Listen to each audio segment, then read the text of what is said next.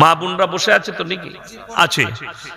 পর্দার পেছনে যে মা বোনেরা আছেন, যারা মোবাইলে আমার বায়ান শুনে আজকে এখানে দেখছেন, যদি মনে হয় বায়ানটা আবার শুনবে, এখানে এতগুলো চ্যানেল বালা এসছে, নামগুলো জেনে নেবেন, দিয়ে শুনে নেবেন, নামগুলো শুনবেন, আবার ওই চ্যানেলে খুলে আবার বক্তব্যটা শুনবেন। আজকে সমাজটা এমন জায়গায় বেঈমান কাফেররা আপনার মাথায় চেপে নিয়ে গেছে। একটা ছেলে বিয়ে করতে যাবে, বিয়ে ঠিক হবে, ছেলের মুখে যদি দাড়ি থাকে, ছেলে যদি 5 ওয়াক্ত নামাজি হয়, মেয়েরা কি বলে? ছেলেটা খ্যাপালো, ও নামাজ পড়ে, মুখে দাড়ি রেখেছে, ওকে বিয়ে করব। ঠিক বললাম না ভুল বললাম?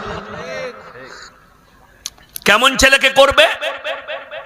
মাথার চুলটা যেন শুয়োরের মাথার মতো কাটে, সে যেন গুটকাখোর হয়, গাঁজাখোর হয়, মেলাতে ঘুরায়, পার্কে নিয়ে যায়।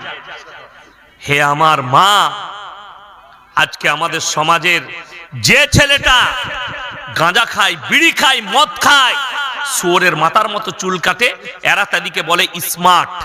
আর একটা ছেলে 5 ওয়াক্তের নামাজি, হারাম হালাল বেঁচে চলে, বলে ওটা খ্যাপালো। কত দুঃখ! ছেলে আর দাড়ি রাখবে? এমনিই তো এরা খেপে গেছে। কারা? যুবকরা। যদি খালি বেলডাঙ্গা বাজারে হাটের দিনে কোনো মেয়ে যদি একবার খালি চোখ মেরে দেয়, ও মোটরসাইকেলে তেল শেষ করে দিবে। কি বলেন? খালি যাবে করে, খালি ও খুঁজে বেড়াবে। কি বললেন? ইশারা তো ডেঞ্জার, এইসব হাজি সাহেবরা বুঝতে পারবে না, এখন আলাদা ডিজাইন। কি বুঝলেন? হাটে দেখা হলে, কি বুঝলেন, একবার 440 ভোল্টেজ জানেন, এই কারেন্টের তারটা ছুলে ঝটকা মারবে না? মারবে না? এর থেকেও ডেঞ্জার ঝটকা হচ্ছে মেয়েদের চোখ মারা। কি বুঝলেন? আরে বেলডাঙ্গায় বাসে চেপেছে বহরমপুর যাবে, একবার যদি খালি হেসে দেয়, যা বুঝো করগা, বাসের ভাড়া দিয়ে দিবে। আর একবার হাসলে তাকে নেমে বহরমপুরে নাস্তা করিয়ে দিবে। এর নাম হচ্ছে মেয়েদের চক্রান্ত। কি বুঝলেন? ইসলামে মেয়েদের পর্দা কেন আনা হয়েছে জানেন? একাধিক ঘটনা কোরআনে, নবীদের, পয়গম্বরদের ঘটনা কোরআনে আনা হয়েছে, যার কারণে পৃথিবীর মানুষ যেন নবীর উম্মতি এরা যেন শিক্ষা পায়। হযরতে ইউসুফ নবীর ঘটনা আনা হয়েছে কিসের জন্য? এই জিনাকারী থেকে বাঁচার জন্য। কোরআনে আছে ওয়ালাকাদ হাম্মাত বি ওয়া হাম্মা বিহা লাউলা আর বুরহানা রাব্বি। ইউসুফ নবীর সামনে যখন জুলাইখা নিজেকে বেবস্ত্র করে দাঁড় করিয়েছে, ইউসুফ নবী বলছেন কিছুক্ষণের জন্য শয়তান আমাকে ধোঁকা দিয়েছে। তাইলে ভেবেলেন, একটা পয়গম্বর নিষ্পাপ, একটা নবী নিষ্পাপ এবং জান্নাতি, সেই পয়গম্বর যদি বলে নিজের মুখে কিছুক্ষণের জন্য শয়তান আমাকে ধোঁকা দিতে চেয়েছিল, যখন সেই নারী ন্যাংটো অবস্থায় আমার সামনে দাঁড়ায়, নিজের শরীর খুলে দাঁড়ায়, আপনি ভেবে দেখুন, আপনারা তো অনেক দূরের কথা, আমাদের মতো মৌলবীরা আমরাও ঠিক থাকতে পারবো? নাফস দিয়েছে আল্লাহ। অনেকজন বলবেন না, আপনারা হুজুর মানুষ, আপনারা মেয়েদের দিকে তাকাবেন কেন? আচ্ছা বলুন তো, কুকুর ন্যাংটো ঘুরে বেড়ায় না কাপড় পরে? ন্যাংটো। আচ্ছা আমরা কাপড় পরে আছি না ন্যাংটো? তার জন্য আমরা ইনসান। কেন? ইনসানের ইজ্জত আল্লাহ দিয়েছে, দিয়েছে না দেয়নি? লিবাসে তাকওয়া বলা হয়েছে রাসূলকে, যার কারণে শরীর ঢাকা ফরজ, সাতার আপনি বার করতে, সাতার বার করা হারাম। যেমন একটা নারী, তার জন্য পর্দাকে ফরজ করা হয়েছে। যদি পর্দার কোনো সিস্টেম ইসলামে থাকতো না, নারীদের জন্য পর্দার ফরজ আসতো না, তাহলে যা ইচ্ছা তাই পোশাক পরতো, কোনো দোষ ছিল না। কিন্তু পর্দা যেদিন থেকে ফরজ হয়েছে, সেই দিন থেকে কোরআনে আছে ওয়াদরিব খুমুরিহিন্না আলা জুনুবিহিন, নারী তুমি নিজেকে ঢেকে নাও, পর্দা নির্ধারিত করো, তোমরা কোনোদিন ধর্ষিত হবে না, লাঞ্ছিত হবে না। পর্দা কেমন ফরজ আমরা জানি। আপনাকে বলে দিই, চকলেট চকলেটের দাম কত? 1 টাকা, তাই না? আচ্ছা, ওটা খুলে বিক্রি করে না প্যাকেটের মধ্যে থাকে? বাবা, প্যাকেটের মধ্যে থাকে। আপনি ভেবে দেখুন, 1 টাকার চকলেট, সেটা খুলে দিলে যদি তার ইজ্জত নষ্ট হয়ে যায়, আপনি যদি ওই ইজ্জত মাছি বসার কারণে ওই 1 টাকার চকলেটটার কিনে খাবেন না, ওর ইজ্জত আপনার কাছে শেষ হয়ে গেল। আপনি ভেবে দেখুন, আপনার বিটির কতটা আল্লাহ ইজ্জত দিয়েছে, আপনার মায়ের কতটা ইজ্জত, আপনার বোনের কতটা ইজ্জত, আপনার স্ত্রীর কতটা ইজ্জত, আল্লাহ একটা নারীর কতটা ইজ্জত দিয়েছে। এই চিন্তাধারা যদি আপনার ব্রেনে থাকতো, তাহলে আপনি বুঝতে পারতেন যে 1 টাকা চকলেটের ইজ্জত যদি এতটা হয়, তাহলে আমার মায়ের, আমার বোনের, আমার বিটির ইজ্জত কত। আজকে বাজারে কারা বেশি? কথা বলে না? হ্যাঁ, মেয়েরা বেশি, ছেলেরা কম। ছেলেরা লয়। আপনি বেলডাঙ্গা বাজারে দেখতে পাবেন, বড় কষ্ট লাগে। আমি মাঝে মাঝে আলিফ ভাইয়ের দোকানে চা খাই, দাঁড়িয়ে বাজারও করি। সবজির দোকানটা পেছনে আছে, আমি সবজি নিই। তো একদিন আমি সবজি নিচ্ছি, ফল নিচ্ছি, তো জানি না এই এলাকায় বেলডাঙ্গা থানায় কিংবা এই মুর্শিদাবাদেরই মেয়ে, মা বিটি আছে। হয়তো আমার জলসা শুনে হুজুর সালাম আলাইকুম মুখে দিলে হয়, হাতটা বাড়াচ্ছে সালাম আলাইকুম, সালা কি বিপদ, তাই না? আমি বললাম, মা তোমাকে টাচ করা হারাম, তোমাকে দেখাটাও আমার জন্য বেশিক্ষণ হারাম। তুমি মুলাকাত করতে চাইছো, কি দিন বুঝেছে বুঝেলে? এটাকে বলা হয় অন্ধভক্ত। ভক্ত ভালো, অন্ধভক্ত খারাপ। আমাদের দেশে অন্ধভক্ত হওয়ার কারণে সমাজের কিছু লোক জাহান্নামের পথ অতিক্রম করছে। অন্ধভক্ত যেমন আপনাকে বলে দিই, অন্ধভক্ত হলে তারা কিরকম বিপদে পড়বে। আমাদের দেশে কয়েকটা বড় বড় দামি বাবা এখন জেলের কুঠরিতে আছে, জানেন না? জানেন না? রাম রহিম বাবা ধর্ষণ কেসের আসামি, 250টা মেয়েকে ধর্ষণ করেছে তার গুফাতে। কি করে? এসে বলতো, বাবা हमारे बेटियों को आशीर्वाद दे दीजिए। बोले हमारे गुफा में भेज दो। साला गुहार ভেতরে আশীর্বাদ। আপনারা যদি, আমি জলসা করতে এসেছি, যদি বলেন হুজুর আমার মেয়ের জন্য দোয়া করবেন, আমি কি বলবো? আল্লাহ তোমার মেয়ের মঙ্গল করুক, আল্লাহ তোমার মেয়েকে সুখী করুক? না আমি বলবো আমার কামরায় পাঠিয়ে দিয়ে তবে দোয়া দেবো? বড় কষ্টের বিষয়। এই বাবা রাম রহিম শুধু এ জেলে নাই, এর ভক্তরা অন্ধ হওয়ার কারণে নিজেদের বিটি দিকে ঠেলে দিত তার গুফায়, আর ও জিনা করতো এই সুযোগে। যেহেতু ওরা অন্ধভক্ত, তাদের বিটির সঙ্গে, মায়ের সঙ্গে জিনা করত। রাজা রামপাল জেলের কুঠরিতে বসে আছে, 150টা মেয়ের ধর্ষণকারী বাবা। শুধু ধর্ষণ করি ক্ষান্ত থাকতো না, সে যে 70 বছর বয়স সেই বাবার, সে যে চকলেটটা খেত, চকলেটের দামই হচ্ছে 75,000 টাকা। আপনারা হাসবেন, এ হুজুর পাগল হয়ে গেছে, চকলেটের দাম 75,000? হ্যাঁ, আমেরিকার ওই চকলেট টাকারা খাই শুনেলেন। যারা সেক্স করে এই চকলেটটা খাওয়ার পরে একবারে 10টা মেয়ের সঙ্গে সেক্স করা যাবে, এত যৌবন ক্ষমতা বাড়িয়ে দিবে। এই বাবা খেত আর 10 জন 15 জন মেয়েকে ধর্ষণ করত, গুফায় ডেকে ডেকে নিজের ঘরে ডেকে।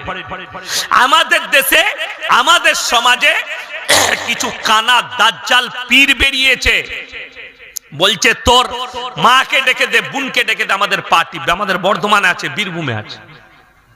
হ্যাঁ, বীরভূমে আছে, আমি নাম করব না। এক মাল খুঁড়া মাল পিসে, তার কাছে গেলে বলছে সুগার হোক, জ্বর হোক, সর্দি হোক, ক্যান্সার হোক, এক রাত যদি কোনো মেয়ে তার ঘরে থাকে, তার সব রোগ ভালো হয়ে যাবে। ছেলে হচ্ছে না, বলছে মাজারে 3 দিন শুয়ে থাকবি, ছেলে হয়ে যাবে। আমরা শুনেছি স্বামীর পাশে শুলে ছেলে হয়, এরা বলছে মাজারে শুলে ছেলে হবে। কথা বুঝতে পারেননি? কত আশ্চর্যের বিষয়। এইগুলোকে বলা হয় অন্ধভক্ত। তুমি কবর জিয়ারত করো বুজুর্গানে দিনদের। ইয়াসিন মারা গেছে, আমার মাদ্রাসায় গেলেন, ইয়াসিন ভাইয়ের কোন কবরস্থানে মাটি হয়েছে, আপনি আমার ভালোবাসায় কবরস্থান জিয়ারত করতে পারেন, কিন্তু এমন ভক্ত হবেন না যে কবরে সিজদা দিয়ে আমার কবরে কি হচ্ছে আমি জানি না, আপনি কবরে দাঁড়িয়ে বললেন ইয়াসিন ভাই তোমাকে ভালোবাসতাম, তো আমার একটু বরকত দিবে, আমার কি চলছে তুই এসে দেখে যা। কবরে কথাটা বুঝতে পারেন?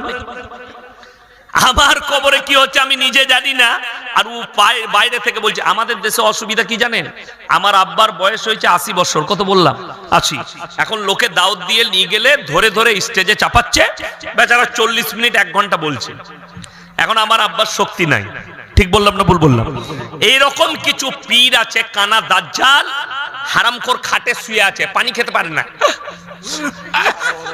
লোকে পানি খাইয়ে দিচ্ছে চামচে করে, কিন্তু মরে যাওয়ার পরে কবর হওয়ার পরেই বলছে হুজুরের পাওয়ার বেড়ে গেছে, বেঁচে ছিল চলতে পারছে না, মরে গেল পাওয়ার বেড়ে গেল। কে বুঝাবে? এগুলো হচ্ছে অন্ধ ভক্তি। আজকে সমাজ শেষ হয়ে গেছে কেন? কিছু লোক শেষ করে দিচ্ছে। কোরআন শোনাবো, আপনারা কি মনে করেছেন এই আলেমরা ধোয়া তুলসী পাতা? আমরা অনেক দূরের কথা। আল্লাহ কোরআনে বললেন সূরা আরাফ একবারই প্রথম পৃষ্ঠা, ফালানাসআলান্নাল্লাযীনা উরসিলা ইলাইহিম ওয়ালানাসআলান্নাল মুরসালিন। আমি আল্লাহ রাব্বুল আলামিন, মৌলবি মোল্লা পীর ফকির এরা অনেক দূরের কথা। আমি কিয়ামতের দিনে নবী পয়গম্বর রাসূলকেও দাঁড় করাবো, তাদের কাছেও সওয়াল যাবে, তুমি তোমার কওমকে কিভাবে দাওয়াত দিয়েছো? তারা উত্তর দেবে, আল্লাহ আমরা দ্বীনের কথা পৌঁছে দিয়েছি। তাদের কওমকে জিজ্ঞেস করা হবে, তোমাদের কাছে কি আল্লাহ দাওয়াত পৌঁছায়নি? তোমাদের কাছে কি আল্লাহ দ্বীন পৌঁছায়নি? আপনার কাছে পৌঁছে থাকলে আপনি যদি ব্যর্থ হয়ে থাকেন, আপনার বাঁ হাতে আমলনামা যাবে। সেই দিনে সবাই নিজের নিজের হিসেব দেবে। কিন্তু দুঃখের বিষয়, আমাদের দেশের কিছু ভণ্ড, কিছু জিলাপিখোর, কিছু মাজারখোর, কেন কিছু সিন্নিখোর, এরা বলছে পীর ধরলে কোনো হিসাব লাগবে না, ডাইরেক্ট জান্নাতে যাবি, গাঁজা খার, মদ খা, যত পাপ করবি কর।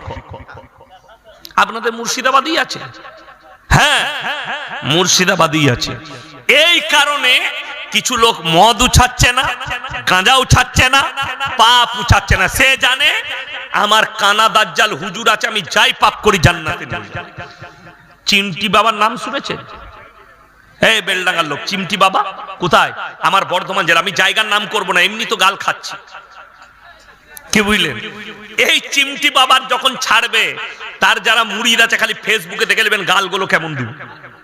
আমি বলেছি কালকে লালগোলায়, ফেসবুকে গাল দেওয়া খুব সহজ। সহজ না সহজ নয়, খালি লেখে ছেড়ে দিয়া ইয়াসিন হারামখোর, ইয়াসিন হারামের আওলাদ, এটা খালি লেখে ছেড়ে দেওয়া খুব সহজ। আমি বলেছি বাপের বেটা হলে একবার স্টেজে এসে দেখাবি গাল দিয়ে। এইখানে যদি গাল দেয় সে আর ঘর যাবে, আমাকে কিছু করতে হবে না। আছে লোক, ঠিক বললাম না ভুল বললাম? তাকে থানায় নিয়ে যাবে, আর তা না হয় স্ট্রেচারে শুয়ে ঘর যাবে। এখানে যদি দাঁড়িয়ে কেউ মা বোন তুলে আমাকে গাল দেয়, এটা ছেড়ে দিবে? বড় কষ্ট লাগে, দুঃখ লাগে। গাল তুমি দিবে দাও, কিন্তু বড় কষ্টের বিষয় এরা এমন অন্ধ ভক্তই লিপ্ত হয়েছে যে পীর সাহেব আমাকে জান্নাতে নিয়ে যাবে আমি যতই পাপ করি। কোরআন খুলেন, ইন্নাল্লাযীনা ইয়াকতুমুনা মা আনজালাল্লাহু মিনাল কিতাব ওয়া ইয়াশতারুনা বিহি সামানান কালীলা উলাইকা মা ইয়াকুলুনা ফি বুতুনিহিম ইল্লান নার। হে আমার নবী বলে দাও, তারা কিছু এমন হুজুর থাকবে, বলবি থাকবে, আমার কোরআনের আয়াতকে লুকুবে খালি পেট চালাবার জন্য। তারা নিজেদের পেটেতে আগুন ছাড়া আর কিছু ভরে না।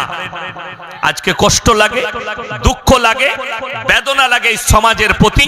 এরা নামাজ ছেড়েছে, হুজুরের উপরে বিশ্বাস করে। এরা রোজা ছেড়েছে, হুজুরের উপরে বিশ্বাস করে। ওই চিমটি বাবার কাজ কি জানেন? বর্ধমানে তার মারাত্মক কাজ, বলছে বছরে একবার ওরস হয়, তার ওরসে গাদা মুরিদ জোগাড় হয়। কারা? সারা বছর যা পাপ করেছ আমি চিমটি মেরে তুলে নেব। চিমটি মারবে, গুনাহগুলো টেনে নিবে। আমি বলি ও যে লোকের গুনাহগুলো টানছে, ও রাখছে কোথায়? তো ও তো ইবলিসের বড় বাপ হবে, সব পাপগুলো তো ওর কাছে। কথাটা বুঝতে পারেন? এ হারাম করে থেকে বড় হারাম করে পৃথিবীতে কেউ আছে? অথচ সে গাঁজা খায়, অথচ জিন্দেগিতে নামাজ জুম্মাটা পর্যন্ত হারাম করে পড়ে না, অথচ লোকের বলছে গুনাহগুলো তুলে নেয়। আশ্চর্যের বিষয়। একজন আছে বর্ধমানে বীরভূম আর বর্ধমানের বর্ডারে, আমি জায়গার নাম করব না, সে বলছে নামাজ কন্টেকে নেয়। নামাজের কন্ট্রাক্টর, মানে তোকে আর নামাজ পড়তে হবে না, তুই ওকে 1000 টাকা দিবি, 1 বছরের নামাজটা ও পড়ে দিবে। হ্যাঁ, তার ওরসেও লোক হয়, তারও মুরিদ আছে। আশ্চর্যের বিষয়, কত দুঃখের বিষয় যে তোকে আর নামাজ পড়তে হবে না, তুই যত রকমের পাপ আছে করে যা, জিনা কর, মদ খা, যত রকমের পাপে লিপ্ত হবি হ, আমরা অবশ্যই তোর নামাজটা পড়ে দেবো। তাহলে বুঝলেন এরা সমাজকে কিভাবে ধ্বংস করছে। লোক আর নামাজ পড়বে, তার মুরিদ যারা হবে তারা আর পাপ থেকে সরবে, তারা জীবনে সরবে না। গল্প গুজবে শেষ হয়ে গেছে, সমাজকে দুর্নীতিতে ভরে দিয়েছে। এটা সাধারণ মানুষের অপরাধ নয়, আমাদের মতো মৌলবীর অপরাধ। আপনাকে আমি সুদটা হারাম বুঝাতে পারলাম না, স্টেজে এসে গল্প করে পালিয়ে গেলাম। আপনাকে লটারি হারাম বুঝাতে পারলাম না, এসে গল্প করে চলে গেলাম। আমি নামাজটা ফরজ এটা বুঝাতে পারলাম না। আল্লাহর কাছে কি করে এই বক্তারা দাঁড়াবে? গল্প গুজব করে। কার গল্প চলছে? বাপ দাদুর গল্প আর পীরের গল্প, এই গল্প চলছে সমাজের বুকে, যে সমাজকে শেষ করে দিবে। কিছু লোক এরকম আছে আপনার আমাদের সমাজে, যে গল্প গুজবই ভালোবাসে। এমন এমন আজগবি গল্প অমুসলিম ভাইরা করছে যে ইসলাম এরকম ধরনের, ইসলামে গল্পই ভরা, ইসলাম কুসংস্কারে ভরা। আশ্চর্য লাগে। এই মাসটা পৌষ মাস চলছে, আজকে কত তারিখ জানি না, কত আজকে পৌষ মাসের 25 না হলে 26, 25। এর পরের মাসটার নাম কি? মাঘ মাস। আপনারা নদীর এই পারে বাস করছেন, কোথার? গঙ্গার। গঙ্গার ওই পারেও কিছুটা মুর্শিদাবাদ আছে, তারপরে আবার বর্ধমান আছে। সালারের মধ্যেখানে একটা গ্রাম ঢুকে আছে, বর্ধমান জেলার, আছে না নাই? গ্রামটার নাম নতুন গ্রাম, কিন্তু জেলাটা বর্ধমান। আমি ওই গ্রামে 2 বার জলসা করেছি। এরকম ওই পাটটা পেরুলে সালার, ভরতপুর, সালারটা পেরিয়ে গেলেই কেতুগ্রাম থানা, বর্ধমান জেলা স্টার্ট। এইদিকে দেবগ্রাম পেরিয়ে গেলেই কাটুয়া, বর্ধমান জেলা স্টার্ট। বর্ধমানে, মুর্শিদাবাদের কিছু জায়গায়, আর বীরভূমে, বাঁকুড়া, পুরুলিয়ায় দেখবেন এই পহেলা মাঘ অমুসলিম ভাইদের একটা পরব আছে, সেটার নাম হচ্ছে মাকর সংক্রান্তি। গঙ্গাসাগরে আমি জলসা করতে গিয়েছিলাম, ওই গঙ্গাসাগরে সব গোসল করতে যায় অমুসলিম ভাইরা, ওটা ভারত থেকে আসে, বিহার থেকে, উড়িষ্যা থেকে গোসল করতে আসে। এই দিনে কাজী সাহেব বলে কোন এক পীর সাহেব ছিল, কি নাম বললাম? কাজী সাহেব। এই পহেলা মাঘ কাজী সাহেবের ওরস হয় কিছু কিছু জায়গায়। কি করে? মেয়েরা ফজরের পরে গোসল করে। অমুসলিম ভাইরা মাকর সংক্রান্তিতে গোসল করছে। আমার বর্ধমান জেলায় আছে, আমার আউস গ্রাম গলসি থানায় আছে কিছু ভণ্ডদের গ্রাম, তারা এই মাকর সংক্রান্তির দিনে মুসলিমদের মেয়েরা গোসল করে, নাউজবিল্লাহ বলে, এবং ওরস পালন করে। কার? কাজী সাহেবের ওরস। গরু জবাই করে খানা করে খাচ্ছে, হারাম, সম্পূর্ণ হারাম। আমি বলার পরে আমাকে 1000-এর বেশি ফোন থেকে গাল দিয়েছে। আমি আবার বেলডাঙ্গায় বলে যাচ্ছি, রওজা থানে দরগায় আল্লাহ ছাড়া পীরের নামে, মাজারের নামে, গাছের নামে যদি কেউ মুরগি ছাগল মান্নত করে 1000 বার বিসমিল্লাহ বলে জবাহ করলেও হারাম। কোন বাপের বেটা মলবি থাকলে তাকে স্টেজে নিয়ে আসুন, হালাল বলে দিবে। 1000 বার যদি বিসমিল্লাহ আল্লাহু আকবার বলে জবাহ করে, হারাম। কেন? আল্লাহ কোরআনে স্পষ্ট বলে দিয়েছেন হারাম কতগুলো জিনিস। ইন্নামা হাররামা আলাইকুমুল মাইতাতা ওয়াদ-দামা ওয়া লাহমাল খিনজির ওয়া মা উহিল্লা বিহি লিগাইরি। প্রবাহিত রক্ত, জবাহ করার পরে যে রক্তটা বয়ে যায়, অনেক মুরগিওয়ালা আছে দেখবেন গলাটা টিপে ধরে রাখে, ঠিক কি না? ওই মুরগির মাংস কিনা হারাম। সেই মুরগিওয়ালার কাছে মুরগির মাংস কিনবেন না। কিছু হারামখোর কসাই আছে, মুরগি বিক্রি করে, জবাই করার পরে গলাটা টিপে ধরে থাকে, একদম হারাম, অপরাধ। তার কাছে মুরগির মাংস কিনবেন না, তার দোকানকে বয়কট করুন। দুঃখটা কোথায় জানেন? আমাদের দেশের লোক, ইমাম সাহেব যদি পাড়ায় কোনো কসাই থাকে, ইমাম কিংবা মুয়াজ্জিন যদি 100 করে টাকা নেয় কিংবা 200 করে টাকা নেয়, গরুটা জবাই করে দেয়, অনেক লোক বলে একে ইমাম রাখা যাবে না, গরু জবাই করছে। তাহলে গরুটা জবাই করবে কে? 100টা কসাইয়ের মধ্যে 80টা কসাই গাঁজাখোর আর মাতাল আমাদের দেশে। এই বলছি কাল থেকে গাল চলবে, চলবে না? চলবে না। কারা দিবে? ওই মালগুলো আমাকে গাল দিবে। তো তোরা গাল দিলে তো আমি বলতে ছাড়বো না, অবশ্যই বলবো। রাখো আমার ভাই, আপনাদিকে অনুরোধ করে বলছি, একটা মানি ব্যাগ কারুর পড়ে গেছে, আপনার হাত দিয়ে দেখুন, স্টেজে রইল, প্রমাণ দিয়ে নিয়ে যাবে মানি ব্যাগটা। ইমানদারির সঙ্গে শুনে যান। আপনাকে বলে দিই, কসাই যারা থাকবেন, আপনি 5 ওয়াক্তের নামাজ পড়ুন, আপনি ইমানদার দিকে মাংস খাওয়াবেন। এবং আপনাদিকে বলছি, কোন কসাই যদি নামাজ না পড়ে, তার কাছে মাংসটা, গরুটাকে জবাহ করছে জানার পরে মাংস নেবেন। যদি ইমাম সাহেব করে আলহামদুলিল্লাহ, চা ঢালবেন না, না এখন নয়। ইমাম সাহেব যদি করে আলহামদুলিল্লাহ, মুয়াজ্জিন করে আলহামদুলিল্লাহ।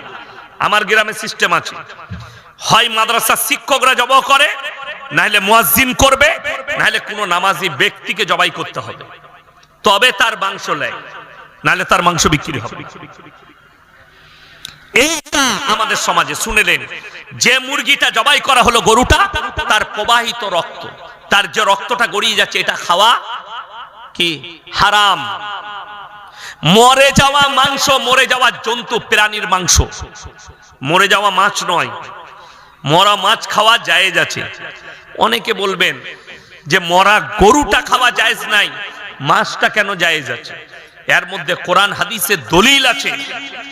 প্রবাহিত রক্ত, যে প্রাণীর শরীরে প্রবাহিত রক্ত আছে, ওইটা মারা গেলে হারাম। মাছের শরীরে প্রবাহিত রক্ত নেই, মাছের শরীরে রক্ত ব্রেনে স্টপ, এক জায়গায় থাকে। তার শরীরে প্রবাহিত রক্ত না থাকার কারণে রাসূল সাল্লাল্লাহু আলাইহি সাল্লাম বললেন, মরা মাছটা খাওয়া হালাল। জোরে বলুন সুবহানাল্লাহ। এবং শুয়োরের মাংস, কিসের মাংস বললাম? শুয়োরের মাংস। এবং আল্লাহ ব্যতীত অপরের নামে উৎসর্গিত জিনিস, আল্লাহ ছাড়া ঠাকুরের নামে, আল্লাহ ছাড়া ঢিপির নামে, আল্লাহ ছাড়া পীরের নামে, আল্লাহ ছাড়া অন্য চূড়ার নামে মান্যত করা জিনিস তোমাদের জন্য হারাম করা হলো। এই আপনাদের মুর্শিদাবাদে একটা গুটকাখোর আছে, দাঁতগুলো তো একদম পুরো মোষের মতো কালো করে দিয়েছে। তার নাম, ওই জাদুঘরের মতো টুপি পরে থাকে, তার নাম হচ্ছে জুবের। সে দেখলাম একটা বক্তব্যে বলেছে, দেওবন্দিরা, আহলে হাদিসরা মুরগি জবাই করলে, গরু জবাই করলে এটা খাওয়া যাবে না, হারাম। ফতোয়া দিয়েছে। ওই ভগবান গুলাই বাড়ি। আমি দেখলাম এ মাল যখন ফতোয়া দিচ্ছে, আর খোঁজ নিতে হবে কি কতটা আমল করে। আমি ভগবান গুলাই জলসা করতে গিয়ে খোঁজ নিলাম যে তার বিটি পালিয়ে গিয়ে দেওবন্দি ঘরে বিয়ে করেছে। আমরা তাহলে এর বউটা কি হবে? কষ্টের বিষয়। ফতোয়া দিচ্ছে, শুনে রেখে দেন। এরা বলতে চাইছে যে মুরগিটা মাজারে জবাই করলেও আল্লাহু আকবার বলে জবাই করে। আর আমি বলে যাচ্ছি, 1000 বার যদি বিসমিল্লাহ আল্লাহু আকবার বলে পৃথিবীর সব মৌলবি কাবা ঘরের ইমাম এসে জবাই করে, আর যদি উদ্দেশ্য থাকে বাবার নামে, উদ্দেশ্য থাকে গাছের নামে, উদ্দেশ্য থাকে মাজারের নামে, হারাম। কোনো সন্দেহ নেই এটা হারাম। 1000 বার বিসমিল্লাহ বলে, যেহেতু উদ্দেশ্যটা আল্লাহ। পুজোর প্রসাদ খাওয়া হারাম না হালাল? হারাম। তার কারণ একটাই, মারাত্মক কারণ একটাই, সেটা হচ্ছে আল্লাহ ব্যতীত অপরের নামে উৎসর্গ করা। আমি একবার আমার আব্বাজির সঙ্গে তখন জলসায় গিয়েছিলাম তালবিলিম। তখন একজন মুসলিম বক্তা ছিল, মানে মুসলিম মানে বুঝতেই পেরেছেন, অমুসলিম থেকে মুসলমান হয়ে। তিনার নাম ছিল আব্দুর রাজ্জাক রাত মেদিনীপুরি। খুব সুন্দর বাবনদের ছেলে ছিলেন, তিনি ইসলাম কবুল করেছিলেন। আমি আমাদের মাদ্রাসায় একবার আমার আব্বাজি এনেছিলেন জলসায়, আমি দেখেছি খুব ভালো কথা বলতেন। আল্লাহওয়ালা লোক, চিনেন না? আল্লাহওয়ালা লোক, ইনিও চিনেন আমার ভাইজান। তো তিনি বক্তব্য দিচ্ছেন, আব্বাজি স্টেজে গেল, আমি সাথে গেলাম কিরাত পড়ার লেগে। তো তিনি লাস্টের দিকে বলছেন যে পুজোর প্রসাদটা মুসলমানদের এই জন্য খেতে নেই, সেখানে গোবর আর মুতের ছিটে দেওয়া হয়ে। তো আমার আব্বাজি বললে, ভাইজান আপনি বসবেন। আব্বার বয়সী লোক বলে, কেন? বলে আপনি একবার বসুন। আব্বাজান খুতবা পড়েননি, তাকে বলল যে আপনি বললেন মুসলমান দিকে যে মুতের ছিটে লাগার কারণে, মুত আর গোবরের ছিটে দেওয়ার কারণে এই প্রসাদ মুসলিমদের খাওয়া যায় না, তাইলে তলার মালগুলোই যেগুলোই লাগে না ওপরগুলো ফেলে দিয়ে তলারটা তো খাওয়া যাবে। তিনি কিন্তু স্থির হয়ে গেলেন। আমার আব্বাজি বললেন, শুনেন, এইটা কোনো ফ্যাক্ট নয়, মতো মুত আর গোবরটা মারাত্মক ফ্যাক্ট। যেটা হচ্ছে সেটা হচ্ছে আল্লাহ ব্যতীত অপরের নামে উৎসর্গ করার কারণে হারাম। আল্লাহ ব্যতীত ঠাকুরের নামে উৎসর্গ করার জন্য হারাম, আল্লাহ ব্যতীত কবরের নামে উৎসর্গ করার জন্য হারাম। এইগুলো থেকে আমরা সবাই বাঁচবো, জোরে বলুন ইনশাআল্লাহ। মুসলমান তো এটাই বাঁচতে পারছেন না। খিচুড়ি হচ্ছে ওরস, আপনি চলে গেলেন খিচুড়ি খেতে, আমি তো খিচুড়ি খাবো, ওইটাই আজকে শুনেলেন। আমরা নিজেদের ধ্বংস নিজেরা ডেকে এনেছি, অন্য কেউ নয়। আমার আব্বাজি 55 বছর জলসা করছেন, আমার ভাই জানেন 55 বছর। গোলাম আহমদ মুর্তজা সাহেব নিজের জিন্দেগিতে 60 বছর জলসা করেছেন, 60 ইয়ার্স। তিনি দুনিয়া ছেড়ে চলে গেলেন, আল্লাহ জান্নাতি করুক, বলুন আমিন। তিনি সমাজের কতটা খিদমত করেছে আমরা আলেমরা এখন বুঝতে পারছি। একদিন আব্বাজি গল্প শোনাচ্ছিলেন যে আরে তোরা বাচ্চা ছেলে, আজকে আমরা ময়দান তৈরি করেছি, সেই ময়দানেই তোরা বক্তব্য দিচ্ছিস। বাস্তব কথা, মেদিনীপুরে একটা জঙ্গলসা বলে জায়গা আছে, বেরিয়ে জেনারেটর ভেঙে দিয়েছে। কারা? লাড্ডু পীরের লোকরা। জলসা করতে দিবে না, বলছে আমি আর গোলাম আহমদ মুর্তজা সাহেব 15 কিলোমিটার মাঠে মাঠে হেঁটে রেল স্টেশনে গেছি। 15 কিলোমিটার পায়ে হেঁটেছে রাতের বেলায়, জলসা করতে লুকিয়ে পালিয়েছি। আজকে সেই জলসাগুলো জায়গাগুলো আমি গিয়ে ওই ডঙ্গলসায় 3 বার জলসা করেছি। এত ভালো মানুষ, তারা এত ভদ্রলোক সব। একটা বয়স্ক লোক, একদম বয়স মানে 90 বছর বয়স হবে, সে আমাকে দেখে বলছে, শওকত সাহেবের ছেলে তুমি? আমি বললাম হ্যাঁ। বললে, বাবা আল্লাহ আমাকে হিদায়াত দিয়েছে, আমি 1 সাল লাগিয়েছি, চেল্লা দিয়ে এসছি। তোমার আব্বা যখন এসছিল আর মুর্তজা সাহেব, আমি আগে জেনারেটরে বাড়ি মেরেছিলাম। সেই লোককে আল্লাহ হিদায়াত দিয়েছে, জোরে বলুন সুবহানাল্লাহ। আজকে ওই জায়গা থেকে ফিরে এসেছি। সেই জায়গা আমি, আমার আব্বাজি সারা জিন্দগি ভর জলসা করলেন, সারা জিন্দগিটা কাটিয়ে দিলেন, জীবনটা কাটিয়ে দিলেন গোলাম আহমদ মুর্তজা সাহেব। আজও পর্যন্ত আপনি শিরকটাকে বুঝতে পারলেন না, আপনি কবরটাকে বুঝতে পারলেন না, এটা ঢিপিটা হারাম। আপনি বাজারটা বুঝতে পারলেন না। মক্কা থেকে মদিনা হাজী সাহেব বসে আছে, 470 কিলোমিটার রাস্তা, একটা মাজার নেই। আর আমার বাড়ি থেকে বেলডাঙ্গা 150 কিলোমিটার রাস্তা, 150,000 বেশি মাজার। তারা দিন বুঝেনি।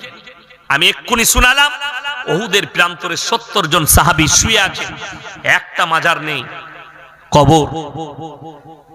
আমি নিচে দারুল উলুম দেওবন্দে গেছি, একটা আলেমের মাজার নাই, সব প্লেন কবর। কাসেম সাহেব নানদবী রহমতুল্লাহ আলাইহি প্লেন কবর, প্লেন। যতগুলো বড় বড় আলিমের দিন শুয়ে আছেন, প্লেন কবর। বড় কষ্ট লাগে, দুঃখ লাগে। আমাদের দেশের এদিকে বুঝিয়েছে হুজুরকে ডেকে জিয়ারত করাবি। কবরের জিয়ারত কে করবে? সকালবেলায় মসজিদের দরজায় দাঁড়িয়ে আছে, বাপ মরে গেছে, মসজিদের দরজায় দাঁড়িয়ে আছে, কি ব্যাপার? হুজুর আমার বাপের কবর জিয়ারত করতে হবে। হুজুরকে নিয়ে যাবে। হুজুর 3 দিন কবর জিয়ারত করেছে। 4 দিনের বেলায় হুজুরকে বলছে, হুজুর লুঙ্গিটা কি কালারের লুবো? বলে ওই সাদা লিবে একটু, আর দেখবে ইসমাইল হলে লিবে। আর গেঞ্জি বললে লাক্স কোজি কোম্পানির গেঞ্জি লিবি। ওই কবর জিয়ারত করা ইমামকে ভাড়া করতে হচ্ছে কেন? আর সব থেকে ভাগ্যবান বাবা তারা যারা মৃত্যুর আগে একটা নেক সন্তান রেখে গেল, যে বাপ মরে যাওয়ার পরে বাপের কবরটা জিয়ারত করবে, কোনো মলবি ভাড়া করতে হবে না। আপনি ভেবে দেখুন, আপনি মারা গেছেন, আপনার সন্তান যদি কবর জিয়ারত করতে যায়, সেই ছেলে বাপের জন্য যখন কাঁদবে, আল্লাহ আমার বাপ শুয়ে আছে এই কবরে, আমার বাপের কবরটাকে সুখময় বানিয়ে দাও, আমার বাপ যদি কোনো অন্যায় করে থাকে আল্লাহ ক্ষমা করে দাও। রেওয়ায়েতে আছে, হাদিসে, চোখের পানিটা গালে গড়ানোর আগে আল্লাহর বারগাহে কবুল হয়ে যাবে। জোরে বলুন সুবহানাল্লাহ। অথচ আপনি একটা নেক সন্তান তৈরি করে যেতে পারলেন না, যে আপনার জন্য নামাজের পাটিতে কাঁদবে, যে আপনার জন্য কোরআন পড়ে দোয়া করবে, যে আপনার জানাজার নামাজটা পড়াতে পারবে, এরকম সন্তান আপনি তৈরি করতে পারলেন না। আপনি কত দুর্ভাগ্যবান। আপনার ছেলে ডাক্তার হয়েছে, তা কি হয়েছে? তাকে এতটা ইলম দেন, সে যেন মুখে দাড়ি রাখে, 5 ওয়াক্তের নামাজি হয়, আর বাপ মরে গেলে বাপের জানাজাটা যেন পড়াতে পারে। ইমাম সাহেবকে বলবে, ভাই হক তো আপনি ইমাম আপনারই, কিন্তু আমার মনের ইচ্ছা, আমি সবই জানি, আমাকে একটু আমার বাপের জানাজাটা পড়াতে দেন। কথাটা বুঝতে পারেননি? কত ভাগ্য ভালো সেই বাপে। আমার ভাই, আপনাদিকে অনুরোধ করে বলছি, সবাই শিরিক থেকে বাঁচবেন। জোরে বলুন ইনশাআল্লাহ। একবার জীবনে চুরি করে ফেলেছেন, আল্লাহর কাছে ক্ষমা হয়ে যাবে ক্ষমা চাইলে। আপনার দ্বারা জিনা হয়ে গেছে, আল্লাহর কাছে কেঁদে কেঁদে ক্ষমা চাইবেন, আল্লাহ ক্ষমা করে দিবে। কিন্তু কেউ যদি জেনে বুঝে জিদ করে শিরক করে, শিরকের গুনাহ আল্লাহ মাফ করবেন না। ইন্না শিরকা লা যুলমুন আযীম। আমি আল্লাহ ইচ্ছা করলে সব পাপ ক্ষমা করে দেব। কেউ যদি জেনে বুঝে শিরক করে, সেই গুনার ক্ষমা হবে না। আল্লাহর যে আসন, আল্লাহর যে শক্তি, সেই শক্তি আর কারুর আছে? আপনি ভেবে দেখুন, যদি কবরে চাদর চড়ানো জায়েজ হতো, আল্লাহর রসুলের কবরটা আসমান পর্যন্ত হিরে মতি মুক্ত চাদরে ঢেকে যেত। ঠিক রসুলের জায়েজ নেই, পৃথিবীর আর কোন মলবি মুল্লা পীর ফকিরের কবরের জন্য জায়েজ হবে না। আল্লাহর নবীর কবরে সিজদা নেই, পৃথিবীর আর কোন মলবি মুল্লা পীর ফকিরের কবরে সিজদা চলবে না। আল্লাহর রাসূলের কবরে ভালো মন্দ চাইতে পাবে না, পৃথিবীর আর কোন মলবি মুল্লা পীর ফকিরের কবরে তুমি ভালো মন্দ চাইতে পাবে না। এইটাই হচ্ছে দুঃখ। অথচ আপনি মুর্শিদাবাদের মেয়ে পায়ে হেঁটে যাচ্ছে, কোথায় গো খালা? কোথা চললে? বাবা পাথর চাবড়ি চললাম। কেন গো? বললে হুজুর বলেছে পায়ে হেঁটে গেলে হজের নেকি পাবেন। তোর হুজুরও মার খাবে, আর তুই তো খাবি খাবি। নাউজবিল্লাহ। উত্তরপ্রদেশের বক্তা বায়ান করছে, আমার কাছে আছে বায়ানটা। মেদিনীপুরে কিছুদিন আগে ওই ভণ্ড এসেছিল, লোকের সামনে বলছে, আরে ভাই बड़ा पीर अब्दुल कादिर जिलानी वो थे, उनका मर्तबा ये था कि बड़ा पीर कभी काबा घर तवाफ करने नहीं जाते थे, बल्कि काबा उनके घर पे आता था तवाफ करने। जोरे बोलुन नाउजुबिल्लाह। এটা বড় পীরের নামে তহমত। ঘটনা আপনারা শুনেছেন। এই আমাদের দেশে, আমি হুগলি ডিস্ট্রিক্টে জলসা করছি, আমার থেকে বয়সে ছোট একটা বক্তা এসছে, কি বুঝলেন, ও হচ্ছে মোবাইলে পাস করা মৌলবি। কোথায় বললাম? মোবাইলে। এবং গলা ভালো লেগেছে। আমাদের দেশের ছেলে মেয়েরা কি দেখে? গলা। হুজুর যদি সুর করে বক্তব্য দেয়, বাবাজিরা মায়েরা বোনেরা আমার বাবাজিরা। এই বাংলাদেশে একজনকে দেখছিলাম জোকারের মতো টুপি পরে, বলছে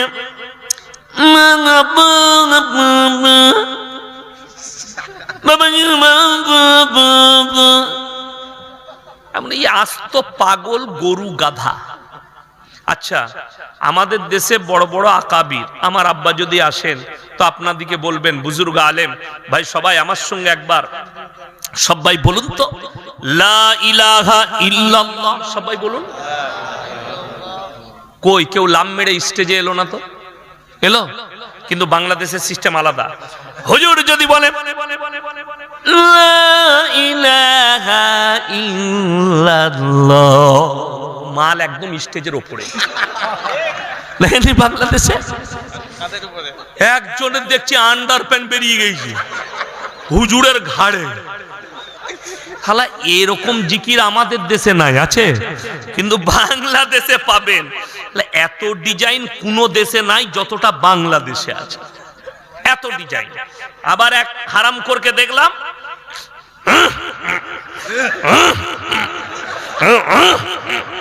শালা এই জিকির হয়, আশ্চর্য জিকির। আমাকে মাঝে মাঝে ভয় লাগে, কি বলেন আল্লাহ এই জিকিরটা হাদিসে কোরআনে কোথাও দেখি নাই, কিন্তু বাংলাদেশে আছে। এরা সব বাউল বুষ্টম। আমার ভাই গল্প গুজব করে এই হুগলিতে, আমি মসজিদে শুয়ে আছি যেমন ছিলাম, আমাকে ডেকে নিয়ে এলো। আমি তখন প্রস্রাব করে মুখ হাত ধুয়ে যাচ্ছি, এই মাত্র স্টেজে রাস্তায় হেঁটে যাচ্ছি, স্টেজ একটু দূরে। তো ওই ছেলেটা বায়ান করছে, দুটো বায়ান করেছে, দুটোই হচ্ছে কোরআন বিরোধী এবং আল্লাহ বিরোধী, রসুল বিরোধী, আল্লাহ বিরোধী। কেউ যদি আল্লাহর বিরুদ্ধে কথা বলে সে মুসলমান থাকবে না, কাফের হবে, কাফের হয়ে যাবে। শুনেলেন কি আল্লাহর বিরুদ্ধে? যে কথাটা আল্লাহ কোরআনে নিজের জন্য প্রযোজ্য করেছেন, কোন নবী পয়গম্বরের জন্য করেননি। কথাটা বলে। আচ্ছা, এই লোক কোনদিন মুমিন হতে পারে? আল্লাহ তাআলা যেটা নিজের জন্য করেছে কেউ যদি কারোর উপরে ফিট করে।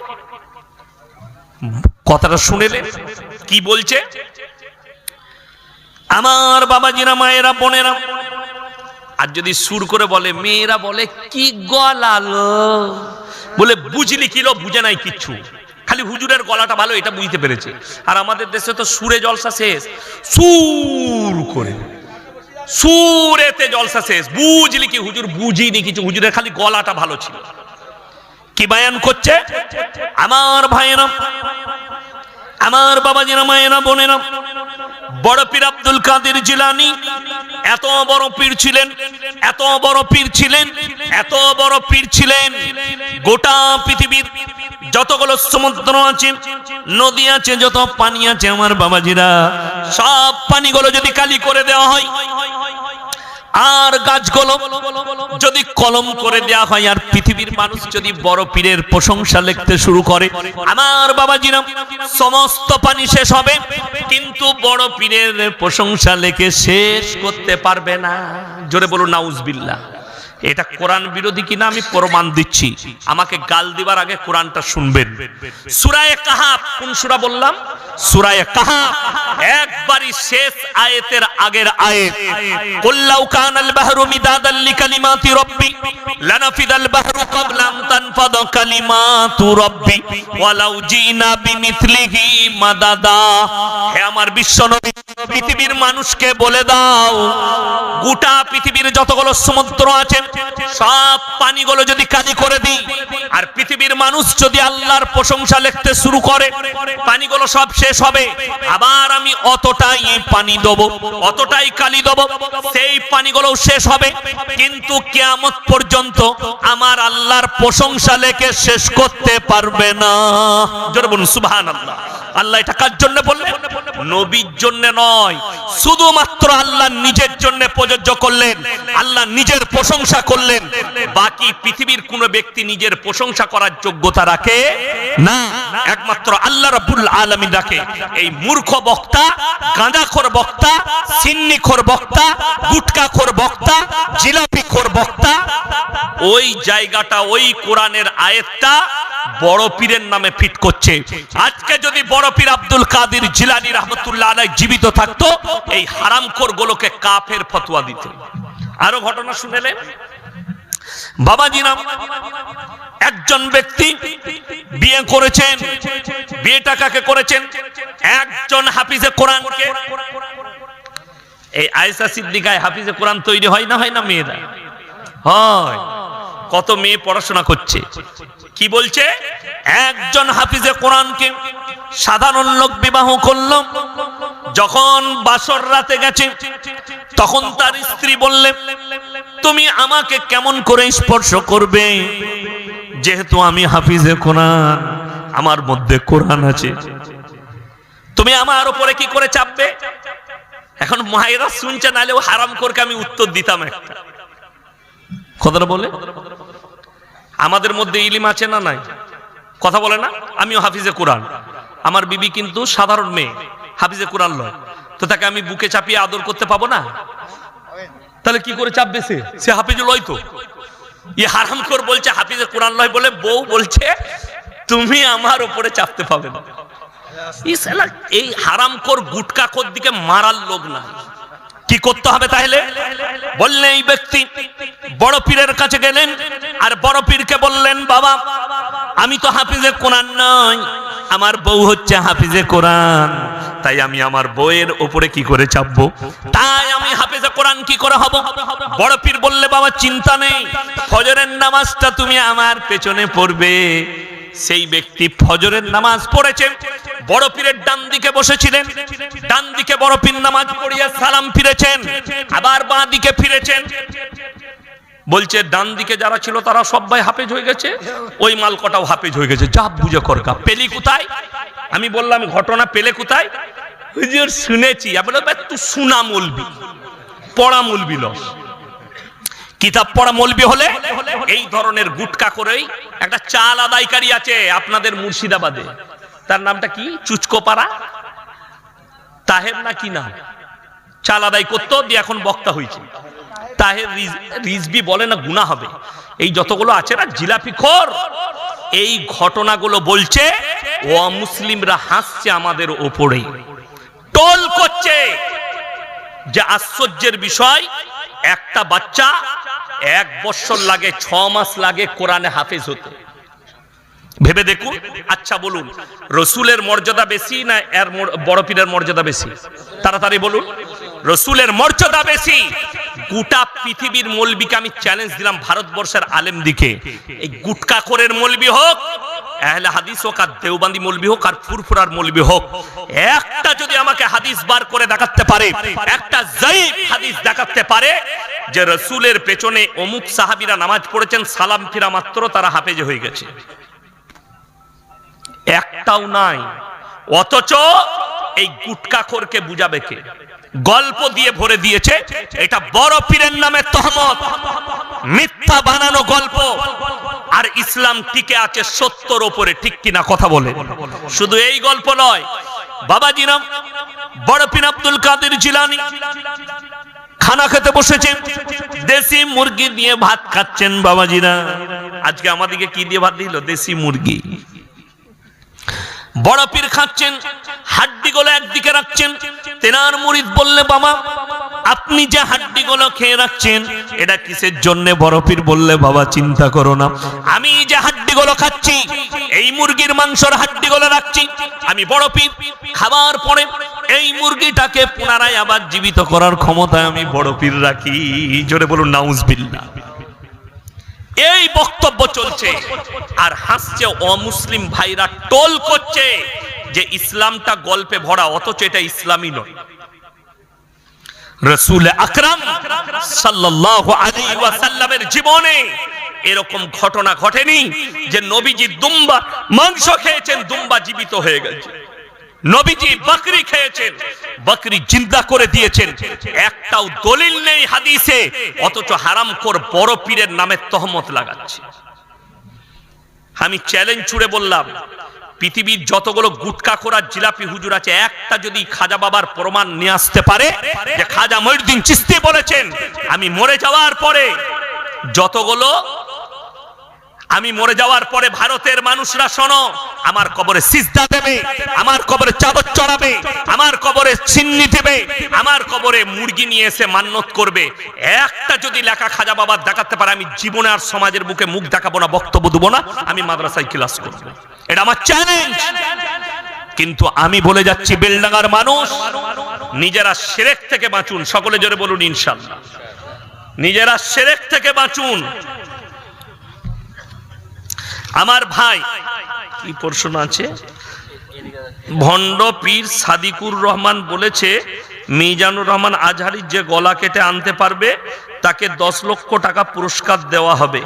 এই বিষয়ে আপনি কিছু বলুন। তো তার সাহস থাকলে কাটবে। এরা তো আমাকেও খুঁজে মারার লেগে, আমি কি করব? পেলে মারবে আর না হলে মার খাবে। আজহারি বলেছে যে স্বাধীনতার পর থেকে আমরা কিছু পাইনি, একদল খেয়েছে আর একদল খাওয়ার জন্য রেডি হচ্ছে। উত্তাল বাংলাদেশ এই নিয়ে কিছু বলেন। যা বলেছে ঠিক বলেছে, শুনেলেন। 1 টাকা যদি কেউ রাজত্বের পয়সা অন্যায়ভাবে কওমের পয়সা খায়, আল্লাহর কাছে হিসেব লাগবে। আমাদের দেশের লোক মনে করে নেতা হওয়া খুব সহজ, আমি জিতে গেলাম, আমি নেতা হয়ে গেছি, আমি আমার মন মর্জি মতো চালাবো। শুনেলেন, বেশিরভাগ নেতা এই যুগে জাহান্নামে যাবে খালি অন্যায়ভাবে মালকে আত্মসাৎ করার কারণে। এটা মাথায় রাখবেন। আজকে কষ্টটা বলে দিই।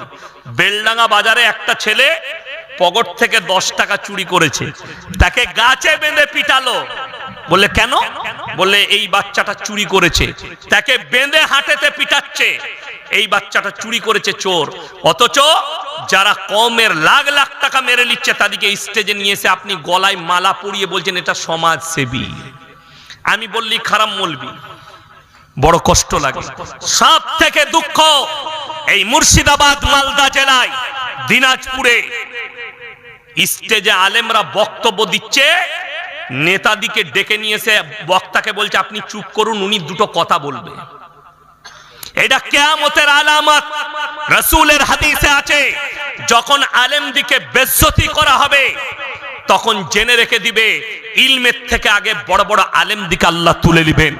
মূর্খরা দেশ চালাবে আর শিক্ষিতরা বসে থাকবে। আলেমদিকে স্টেজে বেইজ্জতি করানো হবে। একটা আলেম বক্তব্য দিচ্ছে, একটা বক্তা বক্তব্য দিচ্ছে একটা ইসলামিক স্টেজে, আর একটা নেতাকে নিয়ে এসে মদ খায় না, গাঁজা খায় না, জিনা করে, আল্লাহ ছাড়া কেউ জানে না, নিয়ে এসে বলছে ইয়াসিন সাহেব আপনি 10 মিনিট দাঁড়িয়ে যান, ও হারাম করে বক্তব্য দিন। আমি তো নিয়ত করেছি যেদিন আমার সাথে ঘটবে আমাকে তো লাস্টেই চাপায়, সেই দিনে স্টেজ থেকে নেমে গাড়িটা চেপে ঘর চলে যাবো। কারণ বাপের হিম্মত হবে না, আমার গাড়ি যদি ভেঙে আগুন লাগিয়ে দেয় তাও আর জলসাই চাপবো না, আমাকে মার্ডার করে দিলেও চাপবো না। বড় কষ্ট লাগে। আপনি চলুন আমাদের বর্ধমান জেলায়, স্টেজ তো দূরের কথা, জলসার পোস্টারে একটা নেতার নাম দেখতে পাবেন না। খালি আমি মুর্শিদাবাদে দেখতে পাই। ওদের নাম কেন দিবেন? এই মাদ্রাসা শুধু একটা নেতার জন্য চলছে? এই দিন, এই মসজিদ আল্লাহর ঘর, কারুর পয়সার উপরে নির্ভর করে চলে না, আল্লাহ দ্বারা চলে। আল্লাহ যার দিলকে দিবে সে মসজিদে মাদ্রাসায় পয়সা দিবে, ঠিক কিনা? আল্লাহ দিন আল্লাহ চালাচ্ছে। আর আপনি ভরসা রেখেছেন একটা নেতা আমাকে 50,000 দিবে, সে জিনা করুক আর যাই করুন, একটা আলেমকে বেইজ্জতি করে বস করিয়ে তাকে দিয়ে বয়ান করাচ্ছে। এর থেকে দুঃখ আর কি আছে? ওই জন্যে দুঃখের সঙ্গে বলছি এইসব কাজগুলো করবেন না। 2025 সালে 25শে জানুয়ারি সমস্ত গ্রহগুলো এক গতিতে এক সারিতে হবে বলছে বিজ্ঞানীরা। এই ব্যাপারে আপনি কিছু বলুন। কোন সালে? 25 সালে 25শে জানুয়ারি 25 কেজি গাঁজা খেয়ে বলেছে। 14ই ফেব্রুয়ারি ভালোবাসা দিবস পালন করে। কিছু বলে থাকুন এই ব্যাপারে। আমি তো বলেছি বেঈমান কাফের ইহুদিদের একটা মারাত্মক ঠান্ডা মাথায় চাল, মুসলিম দিকে